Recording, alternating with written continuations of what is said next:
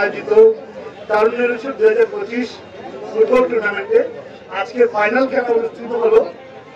সেই ফাইনাল খেলায় উপস্থিত ছিলেন উপজেলা ক্রীড়া সংস্থার উপজেলা ক্রীড়া কমিটির সম্মানিত সদস্যবৃন্দ।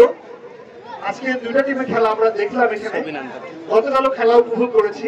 আসলে পুরো টুর্নামেন্টটি টান টান উত্তেজনার মধ্য দিয়ে সবগুলো ম্যাচ অনুষ্ঠিত হয়েছে। আজকে আমরা দেখতে পেলাম যে আজকে যে ম্যাচটি একেবারে হাড্ডাহাড্ডি লড়াই হয়েছে, দুইটি টিম সমানে সমান টক্কর দিয়ে খেলেছেন। তবে যেহেতু কোনো একটি দল জয়ী হবে আর কোনো একটি দল বিজিত হবে, এটাই নিয়ম।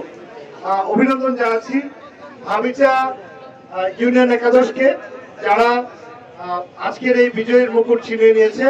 একই সাথে অভিনন্দন জ্ঞাপন করছি শ্রীমন্তপুর ইউনিয়ন একাদশকেও, যারা আজকের রানার্স আপ হিসেবে তাদের অবস্থান দখল করে নিয়েছেন। শ্রীমন্তপুর ইউনিয়ন একাদশ দারুণ খেলেছে, হয়তো ভাগ্য সহায় হয়নি বলে তারা চ্যাম্পিয়ন হতে পারেনি।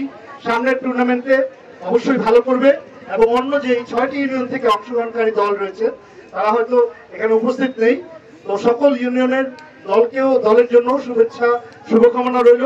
আমরা যেন একইভাবে এরকম খেলাধুলার মধ্য দিয়ে একটি সুস্থ সুন্দর এবং একটি সম্ভাবনাময় নিয়ামতপুর গড়ে তুলতে পারি।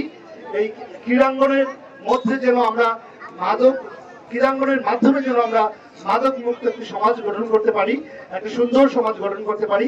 আজকের বাংলাদেশ আপনারা দেখেছেন তরুণদের বাংলাদেশ।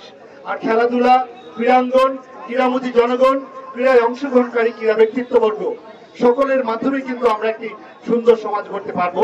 উপজেলা ক্রীড়া সংস্থার সম্মানিত সদস্যবৃন্দকে আমি পুনরায় ধন্যবাদ